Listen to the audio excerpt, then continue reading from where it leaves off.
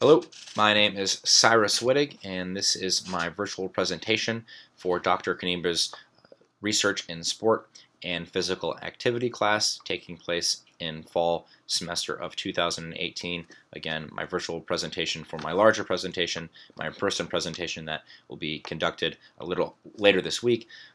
But my topic, exploring the differences in self-perception among individual and team sports athletes in middle and high schools in Arkansas, and let's get right into it.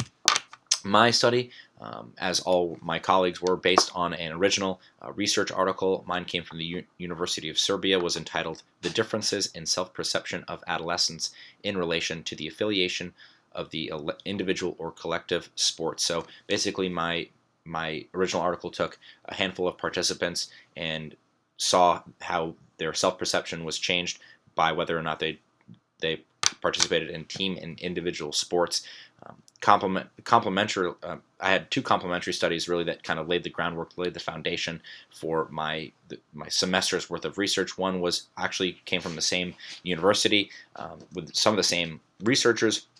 That was the dimensions of adolescent personality in relation to belonging to collective or individual sports. The other, social self-efficacy of adolescents who participate in individual and team sports. Kind of a different, a lot of the same concepts as my base article, but just kind of shed some different light on some things. And again, that was the groundwork, the foundation. But again, as you can see, I reviewed over 45 articles that I reviewed and referenced, and so these were kind of just although they were important, they were just a snippet, a small percentage of all the work that's been done throughout the semester on this research topic. Really, obviously, the teeth and what's most important about all of this research is the problem. America, as a nation, is really facing kind of you could call it, and you could call it a health crisis. Young adults, adolescents, kids, whatever you want to call them, they're not getting enough exercise because of screen time or whatever. They don't have the money to do so, but there's not enough physical activity being participated in by young adults in this country, and obviously that affects their physical health. But we talk about how, or a lot of what I was drawn to this topic because as athletes, we kind of get lumped into a certain demographic, and so we've seen through my studies that physical health really impacts psychological health and social health, and so we'll see how physical fitness impacts people's social skills at such a young age. My research was based on a survey research design based on the questionnaire from Dr. Harder that was originated in the 1980s and was updated in 2012, the profile of self-perception for adolescents. And again, this kind of goes back to an earlier point. This is really about exploring the social differences in the athlete demographic.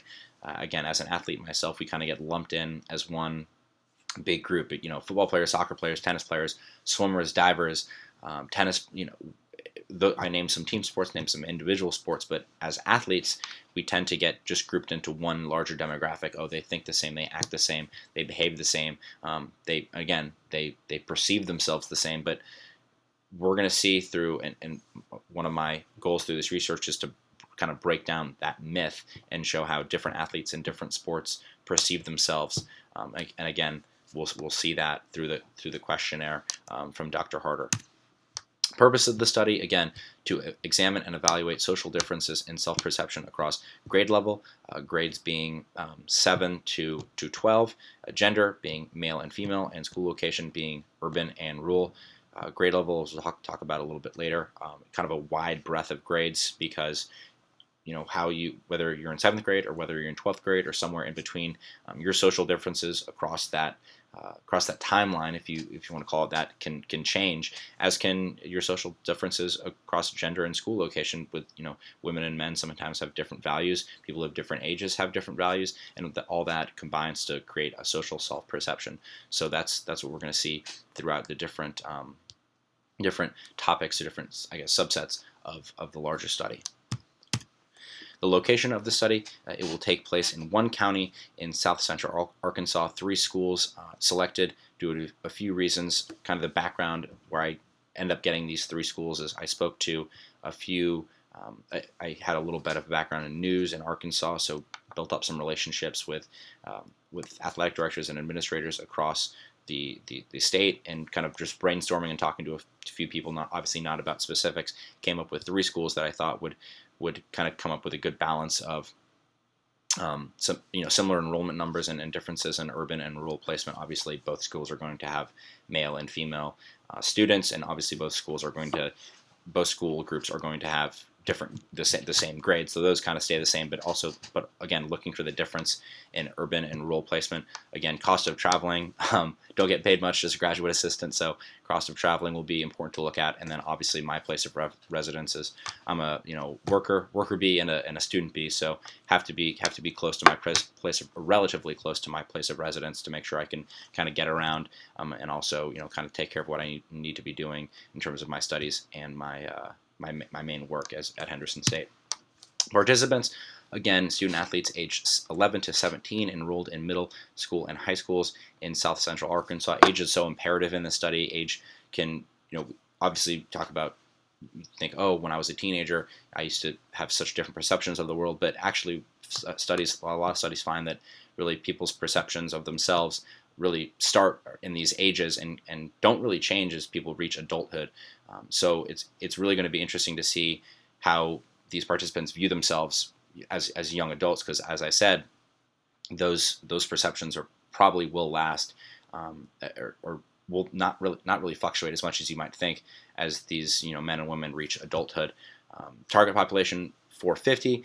As the sample size, my textbook said 212 is appropriate, but we're going to aim for 250 due to obviously people make mistakes with the questionnaire or just different factors. So we're gonna aim for a sample size of 250, which I think will be appropriate.